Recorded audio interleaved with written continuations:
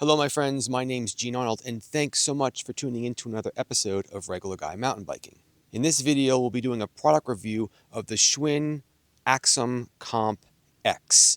This entry-level mountain bike was provided to me for review by Schwinn, though all the comments and my thoughts are completely my own. Why is that rolling away on me? Come on back. It's a pretty cool bike. It's obviously got some pros and it's got some cons, and I go into all of those in the review. So stay tuned, take a look at the Schwinn Axum Comp X.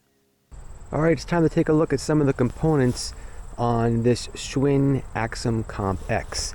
The first thing I want to make sure I get documented is that this is the Comp X. Okay, so the parts on this may differ from the bike that you have if you don't have a Comp X. We'll start up at the front. Okay, this is a 1x system, so we just have the single shifter right here. This is, I think it's pronounced Equalite, I'm not sure, but it's an 8-speed shifter, right? Okay.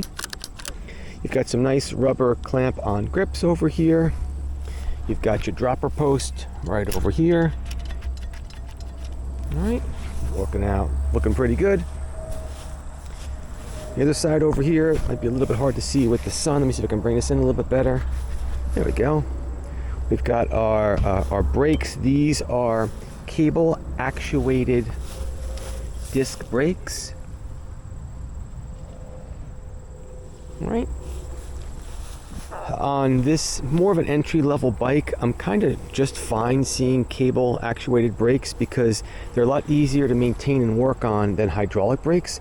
And I think folks that are more comfortable with this entry-level mountain bike are going to be a lot more comfortable working on these type of brakes than having to deal with bleeding brakes and things like that. Okay, cool. So like I said, you've got your dropper post right here. That's been working just fine, so I do like and appreciate having a dropper, especially since this is a hardtail. It's nice to be able to drop that seat post when you're going down some of the steep and bumpy things and just try to get that seat out of the way. Some of the real nice things on this bike, I really like the wheels. This is a 29-inch, the wheels are 29-inch with some nice big 2.6-inch tires, okay? So that does take a bit of the bounce out of some of the rocks, right? It doesn't make it a full suspension, but it certainly does make it a little bit easier on you. You've got your suspension fork. This is a bit of an entry-level suspension fork here.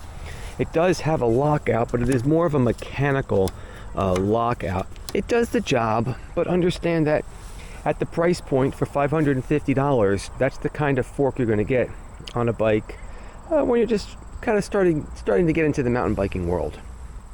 Let's move our way back to the middle and back of the bike a bit. We've got our 30-tooth ring up front. That's paired with a 12 to 42 range cassette in the back. Good enough for climbing. I have to say that as I started really climbing some of the larger hills, I did miss having a 50 and 52 tooth cassette in the back. But you know, not for nothing, that's a pretty good range and does work certainly good enough. You have kind of entry-level pedals over here. They'll get the job done, but that would probably be something you might want to upgrade. You've got that same Equalite rear derailleur in the back. What is nice is this does have a clutch on it, which is rather interesting to have a clutch type rear derailleur on a more entry-level mountain bike. So I did find that pretty cool. Some things to note: these tires, they do come with, well, they're tubed. It's not tubeless. I don't think these can be tubeless either. And they come with a Schrader valve. This was a bit of a bugger for me. Most of the equipment I have is all set up for Presta, and I didn't feel like switching the pumps around, so these are Schrader valves and not Presta valves. A few other things to note: you can see how the cables are run. You've got external cable routing and really just one internal cable here for the rear derailleur. Everything is pretty much external, which again I don't really have a problem with on a more entry-level bike. Honestly, I don't have a problem with it at all. I don't really care. It's a lot easier to work on external cable routing bikes, especially if you want to upgrade those brakes, right? If you want to upgrade those brakes at some point to hydraulic brakes, you're going to be happy that you don't have to go and run that hose through the bike and have to possibly re-bleed them and things like that.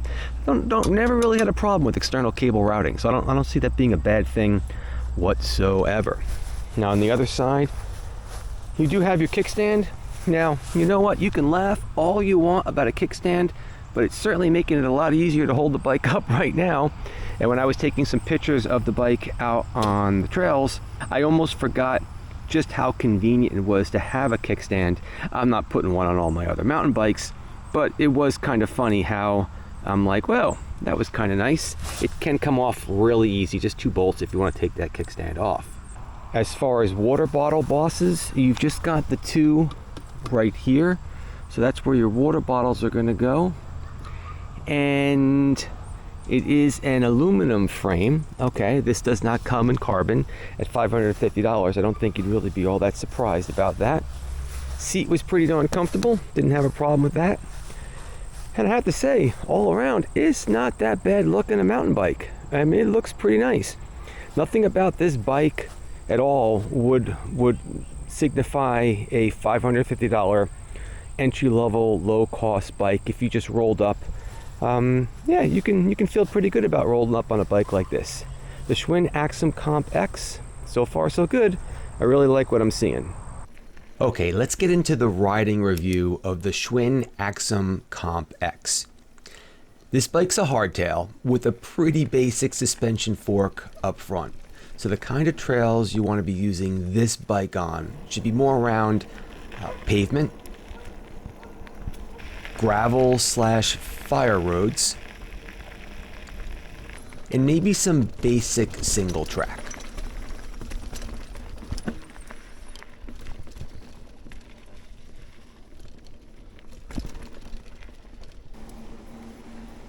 When it comes to pavement and gravel, the Axum is a no-brainer. The larger wheels and tires make for a pretty smooth ride on this type of terrain. Plus, the build of this bike is quite solid, so when it comes to reliability, you're good to go. All in all, the Axum really is a great choice for this kind of riding, so be prepared for miles and smiles all day long. If you're looking into or already into rails to trails type of riding, again, the Axum is a perfect choice. I'm actually still blown away that you can get this quality of bike out of a big box store.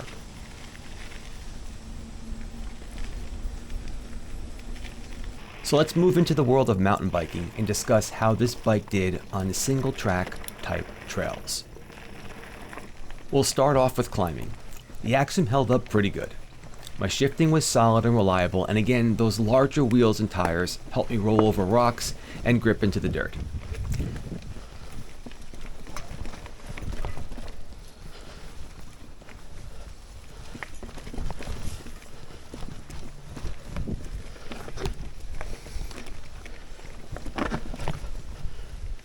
I do have to add though, I started to miss my larger rear cassette that I run on my other bikes.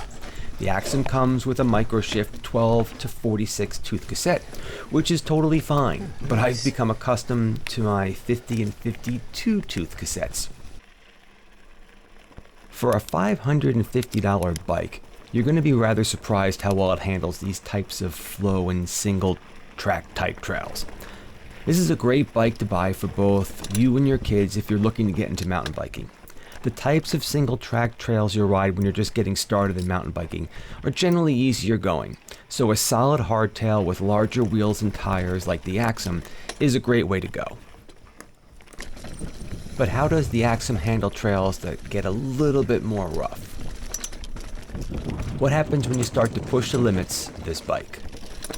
Well, I wanted to find out.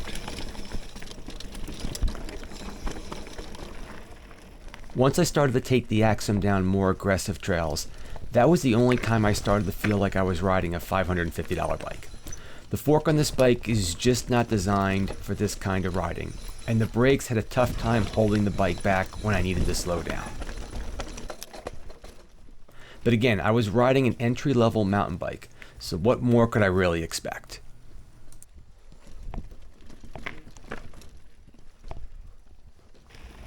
On a good note, the dropper seat post worked like a charm and allowed me to feel a lot more comfortable when I was going down some of the steeper hills.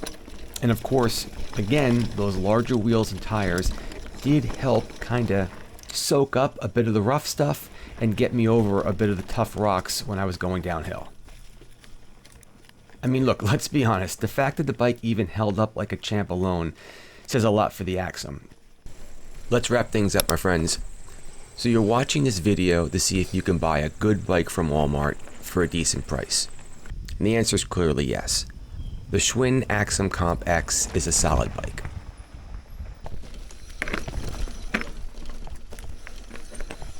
Besides a few trails I took this bike on, which it really wasn't designed for, I had a blast.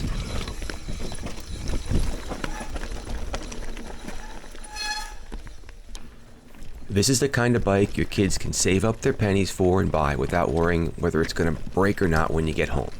It's built with all standard parts, so you can fix it or you can take it to your bike shop and get it fixed.